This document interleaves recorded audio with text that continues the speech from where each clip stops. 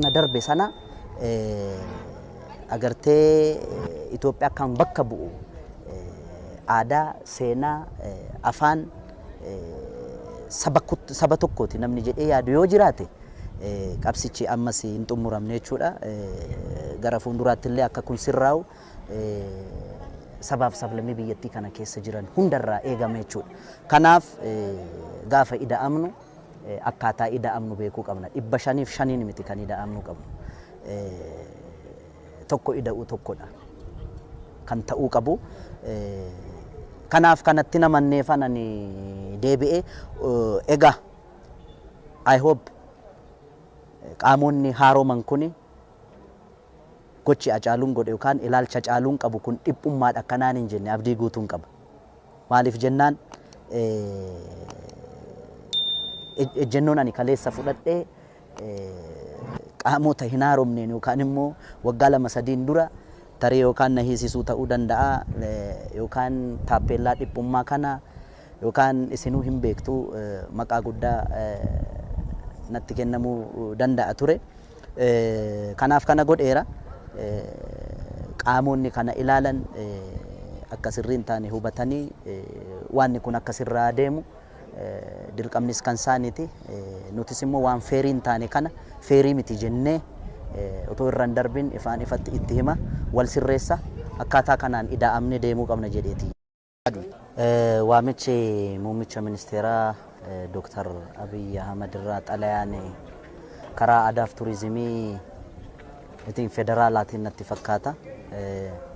Karaa isaatiin si ergameera jedhamee bilbilaan natti himame.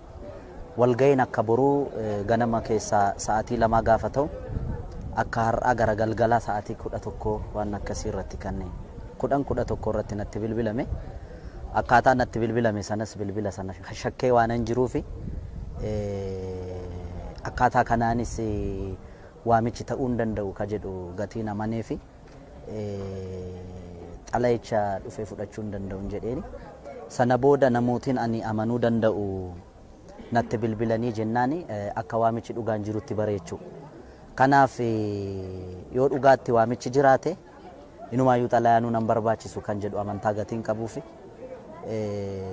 namoota kaanis qunname boru ganama sa'aatii 2 irratti sa'a jedhametti achitti argamuuf dirqame.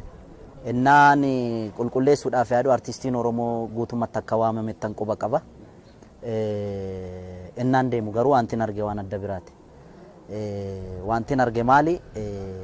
Artistoota Oromoo keessa namoota qubaan lakkaa'amani akka guutuu biyyattitti artistoonni afaan biraatiin hojjetan tiyaatiriis ta'uu danda'a, kan fakkii bocuu, kan diraamaa hojjetu, kan sirbu, kan qindeessu, kan instrumentii taphatu waamarre argameera. Akka Oromoo tokkotti Oromoo keessaa immoo artistoota ulaagaalee kana guutan waan hin agarreefi artistoota qaqqaaliin na caala qabsoo Oromoo keessatti waan jajjabaa hojjetan bakka hin argamnetti argamuun qabu gatiin jedhee yaadeef walgahii sana toonseenii ofirra garagalee jechuudha. Akkanatti fakkaatutti muummichi ministeeraa dogoggora qaba jedhee yaadu. Maaliif jennaani kan inni gochuu danda'us aadaa fi turizimiitti xalayaa barreessuudha. Aadaa fi turizimii kanatu gahee artistoota kana walitti qabu kan qabu jechuudha. Dogoggorri kan jiru aadaa fi turizimii federaala irraati natti fakkaata. Artistoota Oromoo keessatti nama 4 miti kan jirru nuti. Baay'eedha.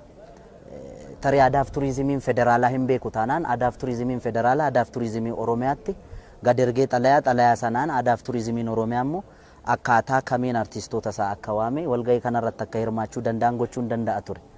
Kanaaf akka kiyyaatti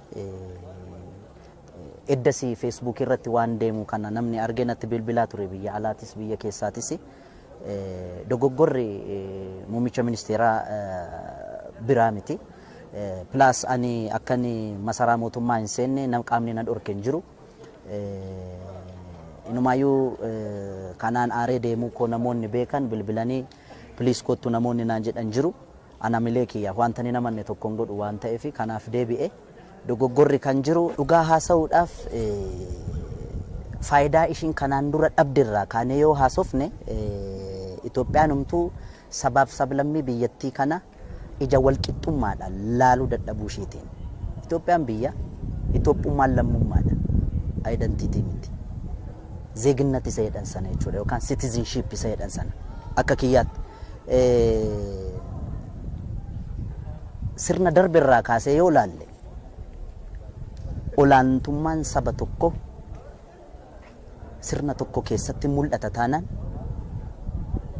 biyyattiinis goola'amuun ala nagaaf tasgabbii carraan ittiin argattu hin turre sin turtus. Kanaaf natti fakkaata isaanis ida'amuun dirqama kan jedhan. Ida'amuun akkanaa galatti walumaa galatti wal qixxaannee waliin taanee wal qabannee waan jedhan fakkaata. Itoophiyaa keessatti sabaaf sablammiin guutuun isaanii bifa wal qixxummaadhaan belu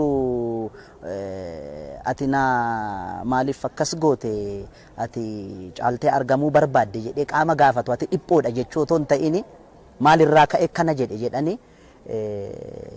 ergan sirreessinetti miirri ani kalee sanatti dhagahame kun yoomiyyuu namatti dhagahamuun isaan oolu. Kanaafis immoo wareegamni qaqqaaliin kaffalamaa dhufe.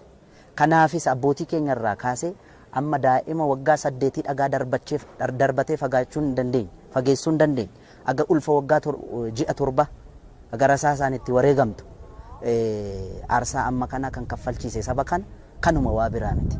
Kanaaf ispeeshaalii jenereeshiniin ani keessa jiru akkaataa inni guddate maal keessa akka guddate sirna akkamii keessa akka guddate